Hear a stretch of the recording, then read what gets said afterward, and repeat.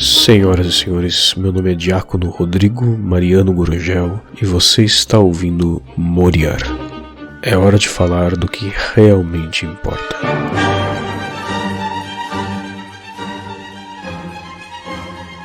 Senhoras e senhores, louvado seja nosso Senhor Jesus Cristo. Como estão? Todos bem? Felizes e satisfeitos? Hoje eu vou começar o episódio tomando um gole d'água. Só um segundo. Olha, eu tô bem, tá? Eu tô bem. Mas eu tô um pouco frustrado hoje. Tô um pouco frustrado porque hoje eu fui fazer a prova da autoescola, mais uma, né, e não passei de novo. O que me frustra é o quê? O que me frustra, primeiro, é que, né, uma sequência de fracassos assim é uma coisa humilhante, né? Quer a gente queira admitir que é, quer não queira, a verdade é que é uma coisa um pouco humilhante, né? E é mais humilhante ainda pelo segundo motivo, que é o fato de que fora da prova, se eu pego um carro, eu dirijo com absoluta tranquilidade, né? Mas aí eu chego na prova e as coisas não funcionam. Isso é bastante frustrante porque é uma falta de autocontrole, né? A verdade é essa. Mas por que eu estou dizendo isso para vocês, né? Não é só para expor as minhas derrotas. Mas porque eu saí da prova hoje e, bem, eu estava esperando a minha carona, né, para o padre que me faz a bondade de me buscar. Rezem por ele, por sinal, o Padre Adrian. E eu estava pensando que isso é um exemplo prático, muito bom, de não só como as paixões funcionam, mas de como as paixões... Por que nós as chamamos de paixões, né? E por que é tão difícil vencer as paixões? Porque, vejam, as paixões chamam paixões por causa que elas são algo, né, físico que nós padecemos. Ou seja, você não decide, né, sofrer as paixões. Você não decide ter um amor humano por algo, né? Ou seja, uma inclinação profunda a alguma coisa que você gosta. Você não decide ficar alegre ou ficar triste. Você não decide ter medo ou não ter medo. Você não decide ficar ansioso ou não ficar ansioso. São coisas assim, você não decide. Essas coisas, elas acontecem em você e você padece-as, né? Você sofre elas. Por isso que é paixão, vem de padecer, né? Não é algo que você faz, mas é algo que acontece com você num nível fisiológico, num nível físico. As paixões são sentimentos no sentido mais baixo, mais sensível possível, diferente dos afetos, que são mais espirituais. E o problema das paixões é que as paixões, elas nublam a nossa inteligência, né? Ou seja, o que é que nós usamos para controlar as nossas paixões, né? O que é que nós temos que usar? Claro, principalmente a graça de Deus, mas num nível humano, o que nós devemos usar para controlar as nossas paixões, para suprimi-las, né? E para ter uma vida menos animal e mais espiritual, né? Nós devemos usar a nossa inteligência, a nossa inteligência livre, a nossa vontade racional e, portanto, também livre, que nós devemos usar para não consentir com as paixões, suprimi-las ou, em alguns casos, redirecioná-las, ou seja, ordená-las, fazê-las com que elas trabalhem para nós e assim manter a nossa capacidade intelectual, que é a coisa mais próxima de nós, de Deus, e assim ter uma vida adequada, resistir às paixões.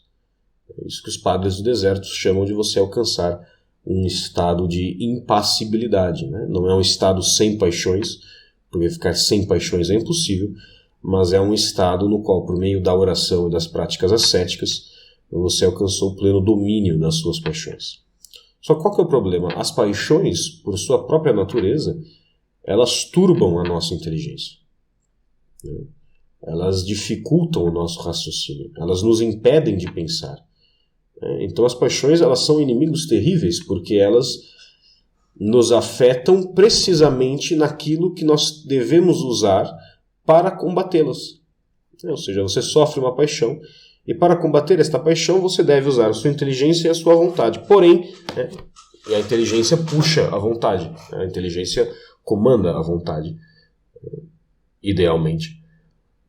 Mas a própria paixão atrapalha a sua inteligência. Então, quando você sofre uma paixão muito forte, a sua própria capacidade de resistir a essa paixão é reduzida como efeito daquela paixão que você está sofrendo. São inimigos realmente tirânicos, e é por isso que nós precisamos da graça. Porque sem a graça, e sem um hábito de ignorar as nossas paixões menores, um hábito ascético, um hábito de mortificação contínuo e de autodesprezo contínuo, resistir às grandes paixões é impossível. Isso tudo que eu falei agora é exemplificado nessa questão da própria carteira, da própria prova de direção. Por exemplo, eu fiz a 6ª prova hoje. E como eu disse, se eu pego o carro fora da prova, eu dirijo tranquilamente. Eu dirijo, eu faço curva, eu faço subida, eu desço. Esses dias fui treinar, enfiei a caminhonete num buraco, que eu achei que não ia sair, mas eu saí. Tranquilamente.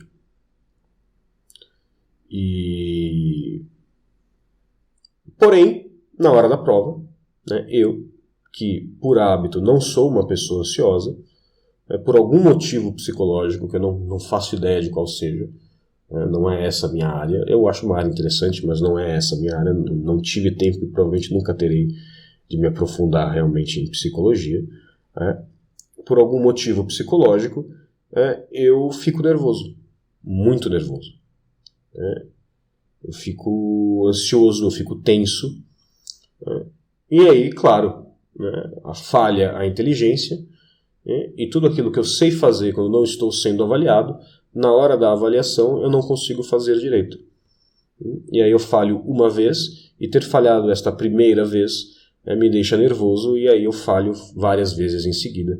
E inevitavelmente eu falho na prova de modo definitivo e estrondoso. Feito um panaca. Então o que é isso, em termos assim, de uma análise filosófica da coisa? Eu sofro uma paixão ali, uma paixão forte de ansiedade, de nervosismo, que numa análise de paixão não sei se enquadraria em medo, mas pensando medo não quanto um medo de ter medo de algo, mas um medo na reação apaixonada de você sentir-se como se está diante de um mal vindouro e você não sabe, e você fica naquele estado de lutar ou fugir, medo nesse sentido. Então, esta paixão, não sei se a melhor definição seria a paixão do medo, mas uma paixão, de qualquer forma, avassaladora, nubla a minha inteligência. E no que ela nubla a minha inteligência, eu não consigo usar a minha inteligência e a minha vontade para suprimir esta paixão ou para redirecioná-la. E na medida que isso acontece, esta paixão me vence, e ao vencer-me, ela meio que se autorrealiza. É como uma profecia autorrealizável. Isso é muito interessante, porque isso é um exemplo concreto e muito prático de como as paixões funcionam. Então, se a gente pensa assim, como que nós podemos fazer para vencer as paixões? Se a paixão é essa força involuntária que se abate sobre nós, e que fere em nós as próprias capacidades que nós temos de resisti-las. Bom, em primeiro lugar, a vida de oração e a graça, né? Porque a vida sobrenatural cria em nós virtudes que muitas vezes não são virtudes adquiridas, mas são virtudes infusas, virtudes que o próprio Deus insere nas nossas almas. E também nos dá mais liberdade, na medida que nos permite agir de modo mais sobrenatural e menos humano, de modo mais divino e menos humano. A graça que age em nós e nos transforma, recriando pouco a pouco em nós a semelhança perdida com Deus. A graça nos liberta de certos dítames e tiranias que o nosso corpo tem sobre nós. Isso em primeiro lugar, né, o principal. Mas também, uma coisa que nós podemos fazer para vencer as paixões é ter vidas mais mortificadas, né? Porque nem toda paixão é grande e avassaladora, né? Aquela preguicinha, por exemplo, que nós sentimos quando acordamos e que nós não queremos nos levantar da cama no instante em que toca o despertador, isso é uma paixão, né? A vontade de repetir o prato de comida quando nós já estamos satisfeitos, ou até estamos um pouquinho antes de estar satisfeitos, né? Isso também é uma paixão. A irritação, né, diante do pecado e da falha do próximo também é uma paixão. Todos esses sentimentos que borbulham em nós, sem nós assim desejarmos, eles são paixões. E uma parte essencial da vida cristã, que hoje em dia se fala muito pouco, é precisamente a mortificação. A mortificação tanto física, que é essencial, mas também a mortificação interior. Por exemplo, a mortificação física envolve você não repetir, envolve você se acostumar com desconforto físico, envolve você vencer a preguiça. A mortificação interior envolve não só você abrir mão da sua vontade, mas você abrir mão dos seus julgamentos apaixonados sobre as coisas, sobre as pessoas, sobre as situações. Aquilo que o professor Olavo falava, né, do jejum em matéria de opinião, que é essencial a todos nós e que é urgente que nós façamos, também é uma mortificação interior. E essas mortificações, por menores que sejam, se nós as vivemos com fidelidade, o que elas fazem? Elas vão lentamente fortalecendo o músculo da nossa vontade racional, fortalecendo a nossa inteligência e a capacidade que a nossa inteligência e a nossa vontade têm de resistir à tirania das paixões.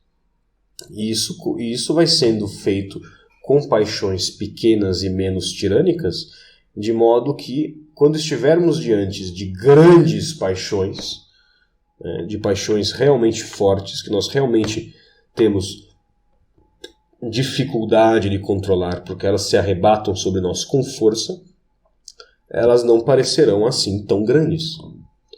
Porque nós já estaremos acostumados, já estaremos aí com a vontade musculosa, marombada, para resistir a essas coisas. E assim, nossa inteligência e nossa vontade não se perturbarão tanto pelas paixões quanto antes se perturbavam. Então vejam, o exemplo que eu estou citando para vocês, de uma prova da autoescola, é um exemplo que, de um ponto de vista prático, atrapalha a vida do sujeito, mas de um ponto de vista moral é irrelevante. Ninguém vai para o inferno ou para o céu por ter carteira de motorista ou não. Mas este exemplo e a lógica que ele mostra, das paixões, ele se aplica a todo tipo de situação na nossa vida. Ele se aplica, por exemplo, com a paixão da luxúria. Ele se aplica, por exemplo, com a paixão da ira, que só por exemplos assim são paixões que facilmente nos levam a cometer pecados mortais. Claro, algumas pessoas tem pontos, todos nós temos pontos fracos, né? Então algumas pessoas terão mais dificuldade em resistir à ira, outras pessoas terão mais dificuldade em resistir às urgências da luxúria, e coisas assim. E tudo bem, todos nós temos os nossos vícios, as nossas dificuldades. Mas ainda assim, o caminho para vencer essas paixões, que se entrelaça com o caminho para vencer os vícios, é esse fortalecimento da vontade, claro, em segundo lugar, depois da vida sobrenatural. É esse exercício da vontade a partir da vida ascética, das práticas ascéticas contínuas, e não só na quaresma, e não só, vou deixar de tomar refrigerante, não, mas um hábito contínuo de negar-se a si mesmo, de contrariar-se. E nisso nos tem muito a ensinar pessoas pagãs, inclusive. Porque, é claro, enfim, deixa eu primeiro contar o caso, depois eu faço ressalva. Tem um senhor chamado David Goggins. Não sei se vocês conhecem. O David Goggins, ele era um ferrado na vida, preguiçoso, lazarento, desgraçado, infeliz e miserável, que um belo dia teve um estalo, decidiu mudar de vida, e foi fazer uma série de provas e treinos para entrar ali no mais difícil e rigoroso dos treinamentos militares que os Estados Unidos têm a oferecer. Ele falhou, acho que nas primeiras 2 vezes, mas continuou tentando e acabou passando. E hoje em dia ele não só treina, mas ele faz uma série de palestras motivacionais, estimulando as pessoas a se vencerem, a se dominarem. E uma coisa muito interessante que ele diz, que serviria bem a todo cristão, é que ele diz que a principal motivação dele, claro, perdão, não é a principal motivação, mas o principal, talvez, modo de pensar que ele adotou é o seguinte: se eu não quero, é o que eu vou fazer. Então, ele corre 30 quilômetros todo dia. E ele diz: eu detesto correr. Eu detesto, não tem coisa que eu mais detesto do que correr. Então eu corro 30 quilômetros todo dia. E naquele dia que eu acordo e eu não quero nem um pouco correr, então ao invés de 30, eu corro 45. Tá? E isso aplicado a tudo na vida. Tá? Claro, um caso como o dele, que é, por exemplo, o mesmo caso, mutatis mutandis, dos atletas gregos, dos estoicos e de outros pagãos, não é um caso meritório diante de Deus. Por quê? Porque não é uma coisa que é feita por amor a Deus, não é uma coisa que é feita por fé, mas é uma coisa feita por motivos puramente naturais e muitas vezes motivado por vanglória. Então, assim, é uma coisa que, segundo Santo Agostinho, pode até mesmo ser pecaminosa. Mas o problema está na intenção, e não na ação em si. Porque, por exemplo, se nós vamos ler ali Santo Inácio de Loyola, nas regras que ele dá para os seus exercícios espirituais, que inclusive são regras que todo mundo devia ler e que cairia e serviria muito bem a todos nós aplicá-las não só nos exercícios espirituais enquanto os fazemos, mas de modo geral na nossa vida. E uma das regras que ele sugere, que ele aplica, por exemplo, é exatamente a mesma coisa que o David Goggins diz. Ele fala: olha, você vai rezar, e você está lá rezando. Você se programou para rezar meia hora. E você, durante a oração, está se distraindo muito, e você não quer estar lá, e está chato, e está ruim, e você não vê a hora de acabar, você se pega olhando para o relógio o tempo inteiro. Então sabe o que você faz? Ao invés de rezar meia hora, você reza 1. Isso para todas aquelas coisas que nós queremos fazer, que nós sabemos que são agradáveis a Deus, mas que nos causam desconforto. Isso é uma coisa dificílima, mas que é a raiz de frutos dulcíssimos e de frutos maravilhosos. E eu digo isso por experiência própria. Porque, claro, eu não consigo aplicar isso na minha vida com perfeição, mas em alguns casos eu consegui aplicar muito bem aplicado em algumas coisas. Em algumas outras coisas eu consigo aplicar melhor de forma cotidiana. Mas, por exemplo, uma das orações que me rendeu mais consolações, naqueles dias assim que são inesquecíveis, foi precisamente um caso desse. Eu estava fazendo um retiro dos exercícios espirituais de Santo Inácio de Loyola, e durante todos os dias do retiro eu fiz exatamente isso. Eu ia rezar, e se estava ruim eu rezava o dobro. E aí no último dia eu tive essa graça dessa grande consolação. Então, claro, vocês não têm que fazer as coisas esperando ser consolados, seria um contrassenso, mas é uma prova de como isso é agradável a Deus. De como agir assim é agradável a Deus. Porque fazendo isso, você disciplina o seu corpo. Você mostra para o burro velho, que é a tua carne, quem é que manda. Porque isso que o David Goggins faz não é mais do que uma mortificação, do que uma ascese. É aquilo que o próprio São Paulo diz, né? Os atletas... Eu vou pausar a gravação e eu vou pegar a citação especificamente, só um segundo. Aqui, é 1 Coríntios, capítulo 9, versículos a partir do 24.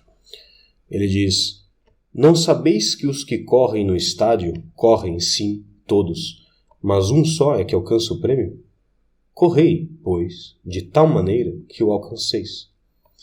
Todos os atletas de tudo se abstêm, e fazem-no para alcançar uma coroa corruptível.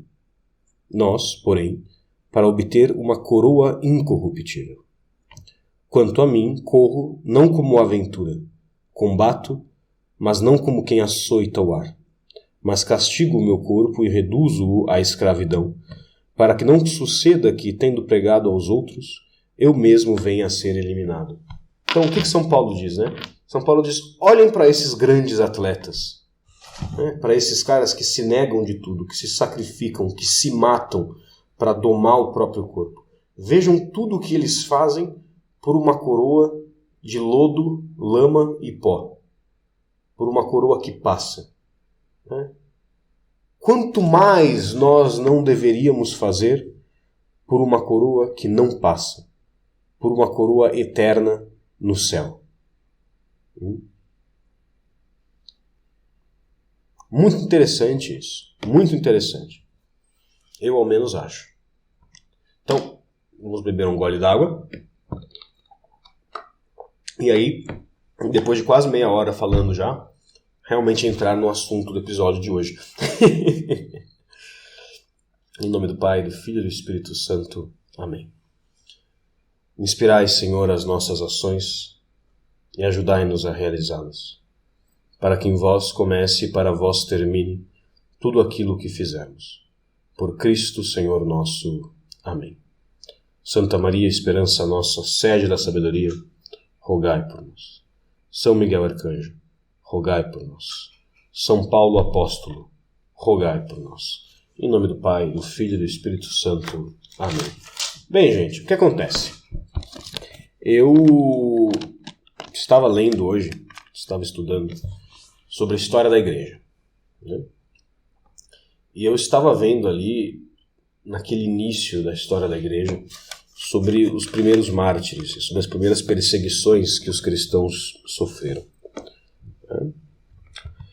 E eu comecei a pensar a respeito do martírio. Em primeiro lugar, que se a gente pensa a respeito, se a gente encara aquele período da história não de modo apologético, ou seja, não pensando em defender os cristãos e condenar os seus assassinos, por mais condenáveis que eles sejam, mas sim em entender o que estava acontecendo ali, nós somos forçados a compreender e a admitir que matar os cristãos era perfeitamente lógico.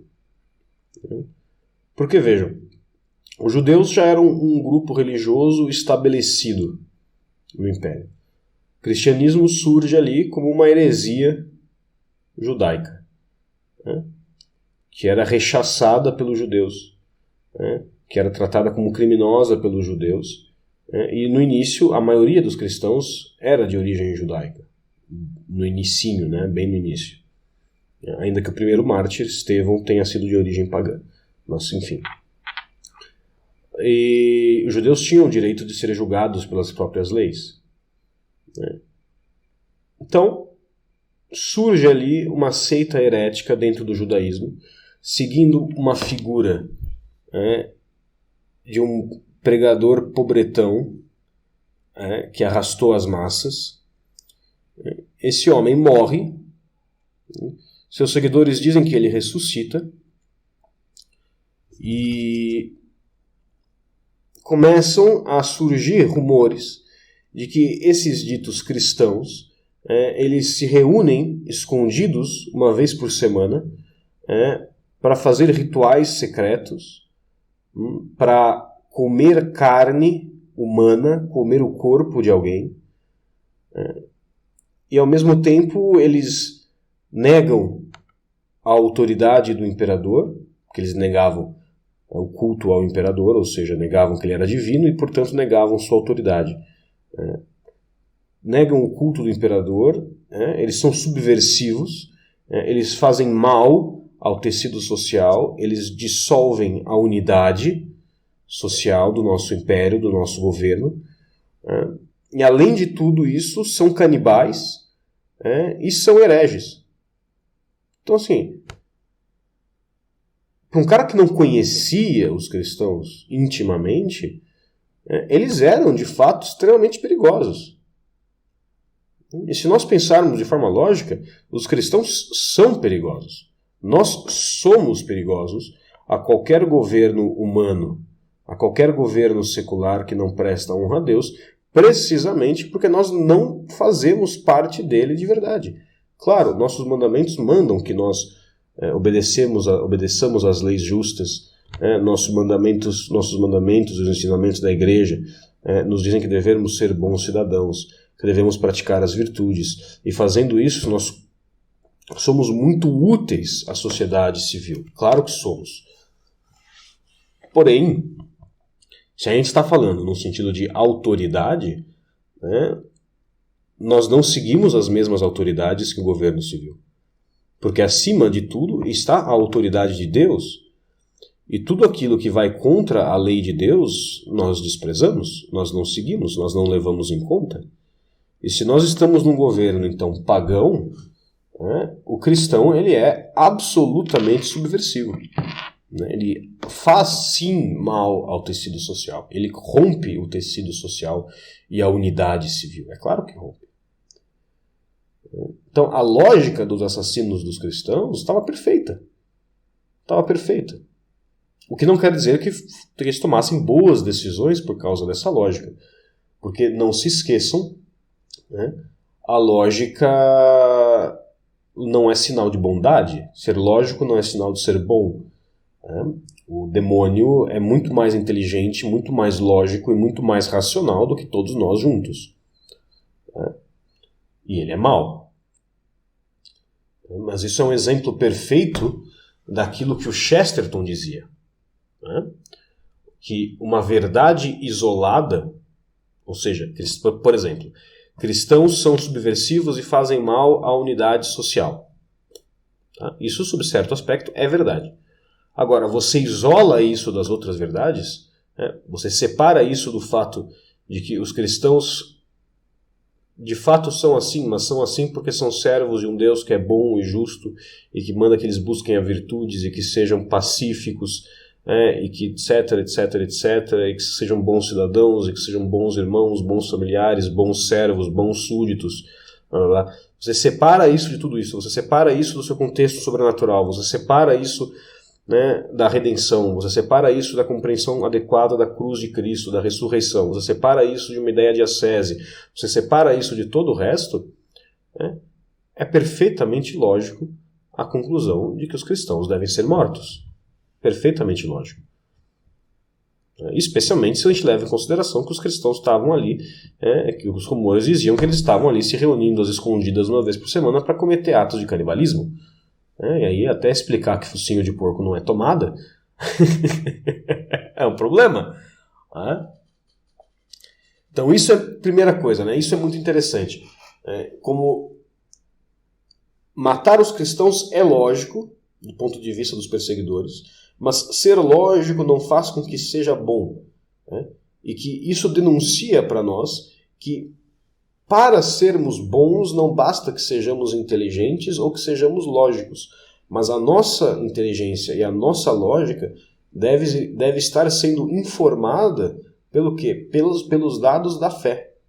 Né? A fé nada mais é do que um modo adequado de se conhecer realidades sobrenaturais. A fé é uma virtude da inteligência. Tá? Então, quando nós dizemos que a nossa lógica, a nossa inteligência deve ser informada pela fé, no fundo, o que nós estamos dizendo é que a nossa lógica e a nossa inteligência devem estar sendo fiéis à realidade como ela é. A totalidade daquilo que é verdadeiro e real. O que, é claro, inclui a existência de Deus, os mandamentos, a vida sobrenatural, a eternidade da alma, a imortalidade da alma, a vida eterna no céu, etc, etc, etc. Então nós temos que tomar muito cuidado com verdades isoladas, que levadas aos seus extremos, verdades isoladas, às vezes nem tão extremos assim, verdades isoladas, mesmo quando trabalhadas de forma lógica, são extremamente perigosas.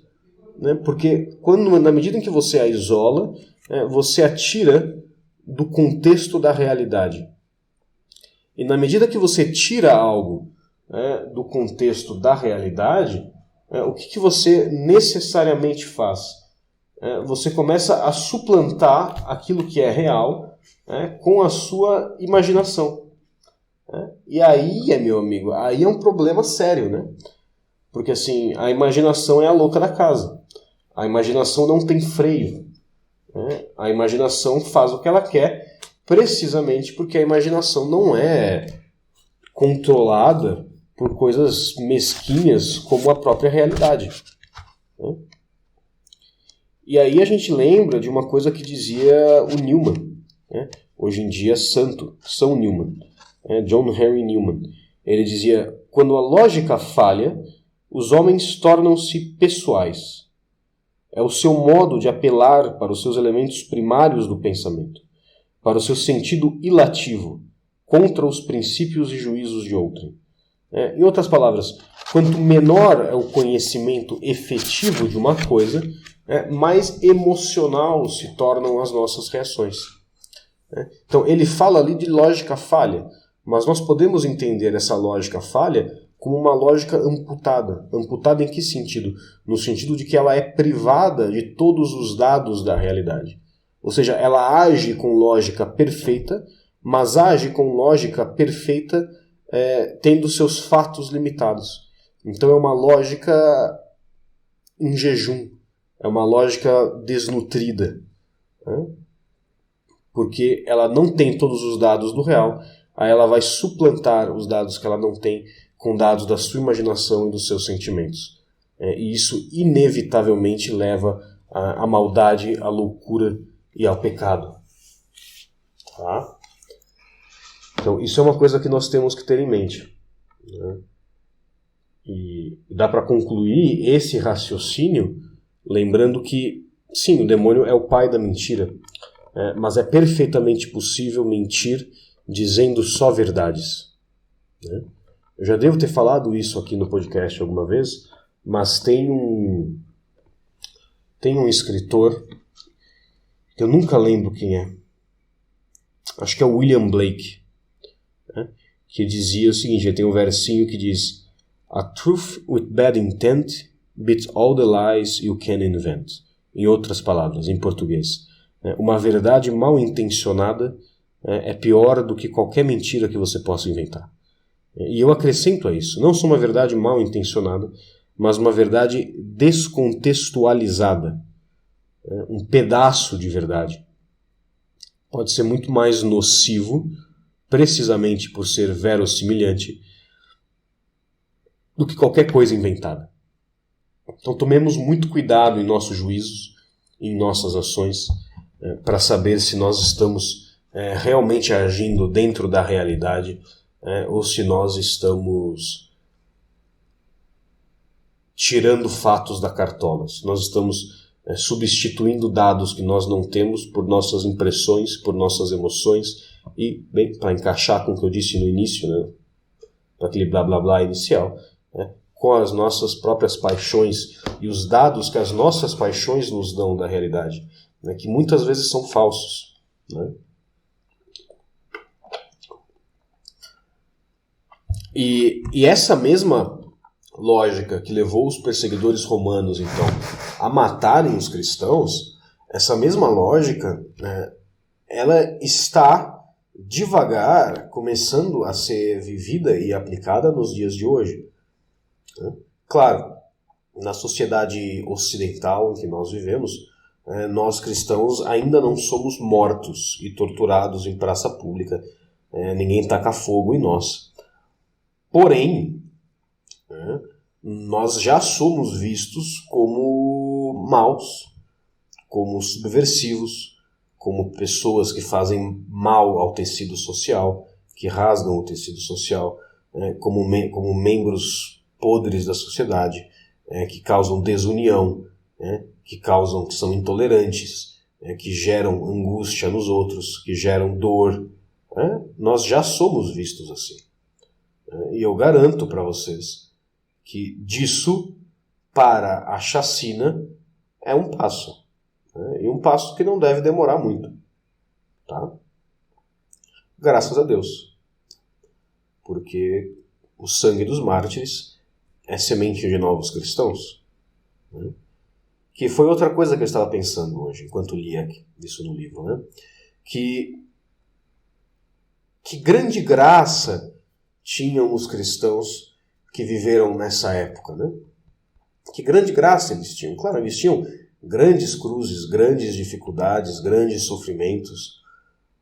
Mas num período assim, é muito mais fácil manter-se fiel do que num período de aparente facilidade de ser cristão.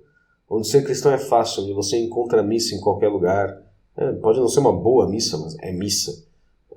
Onde você encontra sacrários em todas as igrejas, em que você encontra outros cristãos com quem conversar e falar mal de qualquer coisa na internet.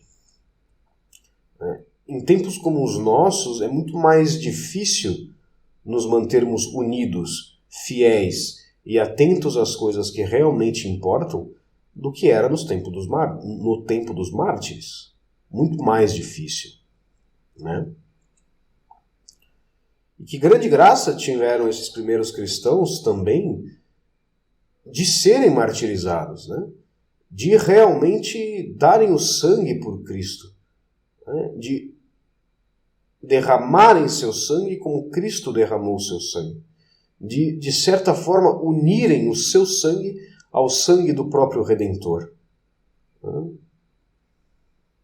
É aquilo que dizia o José Sánchez, né? O pequeno mártir da Revolução Mexicana, dos cristeiros. Ele não negava a fé, então foi acusado e condenado à morte e torturado. E a mãe dele dizia para ele negar a Cristo Rei, negar a Cristo Rei. Ele dizia: mamãe, nunca foi tão fácil ganhar o céu. Viva Cristo Rei. Que grande graça. E que grandes almas. Porque o martírio muitas vezes pode parecer para nós que é uma questão de oportunidade, né? Que é uma questão de caso, é uma questão de ter tido a chance, é quase que uma questão de sorte. Mas não é isso. Né? O martírio ele é algo muito especial. E tanto que há no céu uma coroa especial para os mártires, assim como há uma coroa especial aos doutores e às virgens. E há uma coroa especial aos mártires, porque o martírio é a perfeição do amor. O martírio é a perfeição do amor, porque é a prova cabal, conclusiva e prática de que se ama a Deus mais do que se ama a sua própria vida. De que se despreza a sua vida corporal, né, para amar a Deus. De que se ama mais a Deus do que a si mesmo.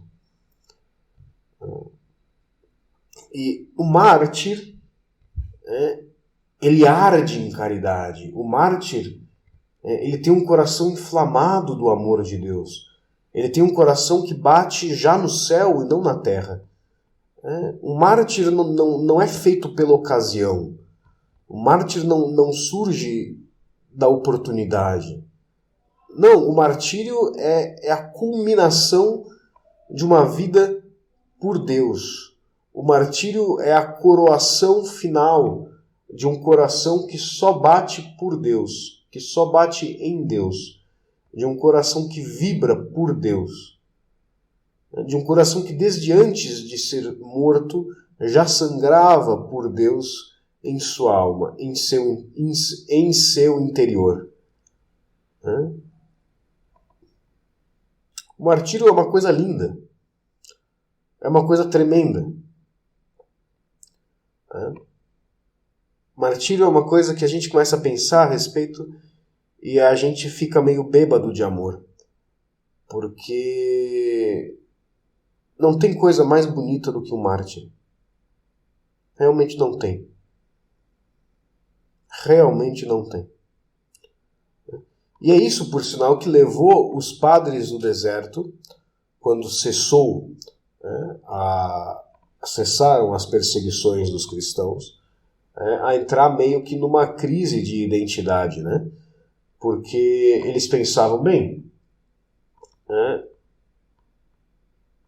na época das grandes perseguições, ir para o céu era mais fácil, porque a gente estava sofrendo, a gente estava sendo perseguido, a gente estava sempre sob constante tensão, então ser virtuoso em termos de psicologia humana era mais fácil, né? E porque, bem, o cara vinha te matar, você guardava a fé com a graça de Deus e você era morto e você ia para o céu. Mas agora a gente não tem mais essa oportunidade do martírio tão fácil, né? E não é tão simples e ser virtuoso ficou mais difícil porque não tem perseguição, né? O que a gente faz agora? E assim, a gente não vai morrer tão cedo, a gente vai ter que viver muito mais, temos que esperar muito mais para ir para o céu agora. Que problema? Como é que a gente vai fazer?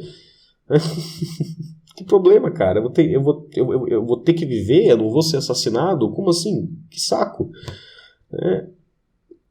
E aí então surge, a partir dessa ideia, surgem os padres do deserto, com a ideia de que, bem, se eu não posso morrer por Deus sendo perseguido, eu vou morrer por Deus sem morrer. Eu vou entregar a minha vida a Deus, eu vou morrer para o mundo ainda estando vivo. Então os padres do deserto se isolam da civilização, do mundo, para viverem vidas extremamente áridas, extremamente ascéticas, dedicadas exclusivamente ao serviço de Deus, à oração e à penitência. E, é claro, ao ensino, muitas vezes, da fé. O próprio Santo Antão, que era eremita, tinha discípulos que o visitavam, que ele ensinava, pregava para eles, etc. Então, é daí que surge o movimento do Padres dos Desertos, e isso eu acho que é muito importante para nós. Isso pode nos ensinar muita coisa.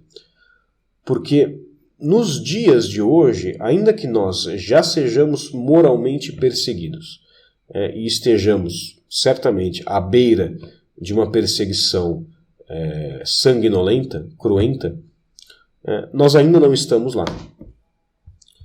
Então, se o martírio é a perfeição da caridade, e nós todos devemos buscar a perfeição da caridade, nós todos temos o dever, diante de Deus, de perguntar para nós mesmos como eu posso ser um mártir na minha vida. Sem coisas espalhafatosas, sem sabe, loucura.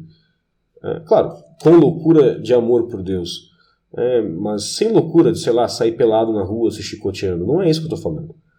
Eu estou falando de coisas mais simples. E claro, se Deus te chama a tirar a roupa, se enfiar numa caverna e passar o resto da vida rezando, vai com Deus, graças a Deus, vai e reza por mim, tá bom?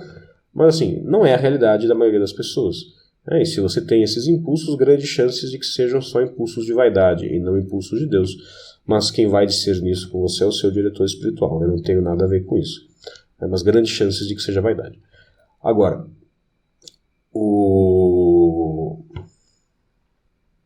mas não necessariamente tá? Pode ser uma vocação genuína. Pelo amor de Deus, não vai deixar de seguir sua vocação porque um cara na internet falou que tem grande chance de ser vaidade. Até porque se é uma vocação genuína, você também deve se preocupar se isso é vaidade e você deve pensar nisso, porque mesmo vocações genuínas podem estar escondidas por trás de camadas de vaidade. E isso tem que ser descascado como uma cebola para que se chegue ao núcleo daquilo que deve ser uma motivação por amor de Deus. Enfim, né? Não vamos entrar nessa tangente, pelo amor de Deus. Todos nós temos, então, que nos perguntar, como eu posso ser mártir na minha vida? Como eu posso morrer? Como eu posso morrer para mim? Morrer para o mundo? Morrer para o século? Sem morrer na carne. Isso não é coisa de religioso, e não é coisa de padre, e não é coisa de freira, isso é coisa de cristão. Como eu posso me desapegar das realidades visíveis? Me desapegar das realidades materiais? Do que eu posso abrir mão? No que eu posso morrer? Fisicamente, sim, por meio de jejuns, por meio de abraçar desconfortos físicos, e abrir mão de confortos.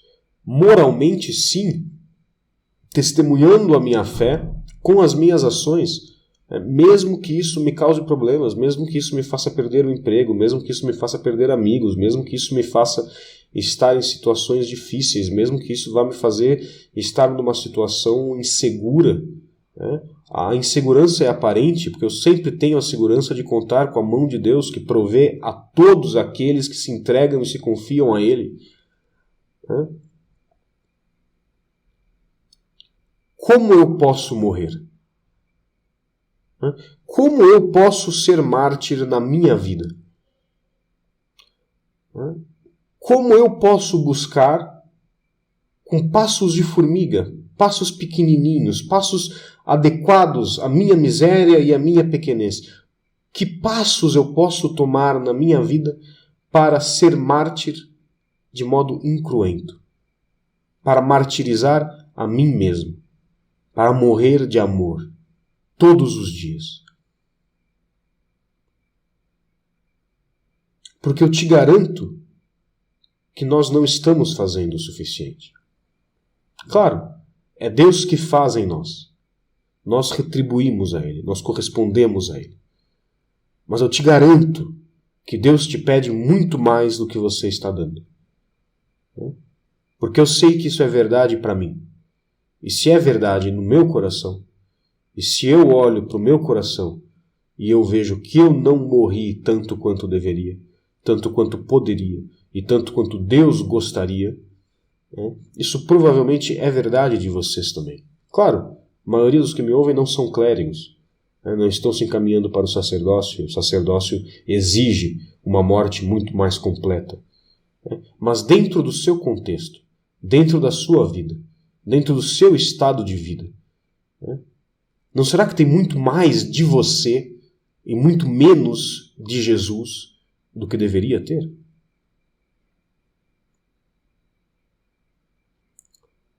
Lembrem-se daquilo que também diz São Paulo, agora na carta aos Hebreus, em que ele diz: considerai, pois, aquele, Jesus, que sofreu tal contradição dos pecadores contra si, e não vos deixareis cair no desânimo. Ainda não resististes até o sangue, combatendo contra o pecado. Louvado seja nosso Senhor Jesus Cristo. Para sempre seja louvado. Bom, avisos, né? Se você aprecia o meu trabalho, se você acha que eu faço um bom trabalho, se você acha que o que eu digo é importante, é útil, e faz bem à sua alma, ou pode fazer bem às almas de outras pessoas, eu peço que você considere me apoiar no meu Apoia-se, http://apoia.se, com qualquer valor a partir de R$1. Você me apoia, você ganha acesso a um grupo no Telegram, comigo e outras pessoas, assim, top notch, pessoal muito bom, para tirar dúvidas, conversar, jogar conversa fora, o que vocês quiserem. E você também ganha acesso à Escolinha dos Moribundos, que é o lugar em que estão salvas todas as aulas que eu já dei, porque eu dou aulas uma vez por mês, ao vivo e exclusivo. Essas aulas não estão em nenhum outro lugar, para os meus apoiadores. Lembrando então, qualquer valor a partir de R$1, no apoia.se/Morier. Com relação aos pedidos de oração da semana, eu gostaria que vocês rezassem então pela saúde física e espiritual de Maria José, que rezassem pelos bispos, especialmente os bispos que são perseguidos, que rezem pelo Papa, que rezem, por favor, pela minha conversão, que rezem pelos seminaristas do mundo inteiro, mas é óbvio, especialmente pelos seminaristas da minha diocese, porque eu tenho que puxar a sardinha para o pessoal que está mais perto aqui de mim. Peço que rezem por uma moça chamada Teodora, rezem por uma outra moça chamada Isabela, por uma terceira moça ainda chamada Cecília, e que rezem também por um grande amigo meu, que está passando por problemas de saúde, chamado, não é esse o verdadeiro nome dele, mas vocês podem chamar ele para Deus de Luiz, tá? E peço também que rezem, eu não tinha anotado essas pessoas, mas peço por favor que rezem por Davi e Bárbara, um casal de São Paulo que está passando por grandes dificuldades físicas e espirituais também. Tá? Então, rezem por essas pessoas. Agora, eu vos dou a bênção. O Senhor esteja convosco. Que o Senhor vos abençoe e vos guarde. Que o Senhor vos mostre a sua face e tenha piedade de vós. Que o Senhor volva o seu rosto para vós e vos dê a paz. Et per intercessionem beate semper Virgenes Maria, benedictio Dei omnipotentis, Patris, et Filii, et Spiritus Sancti, descendat super vos, et manet semper. Amém. Grande abraço, pessoal. Até semana que vem. Fiquem com Deus.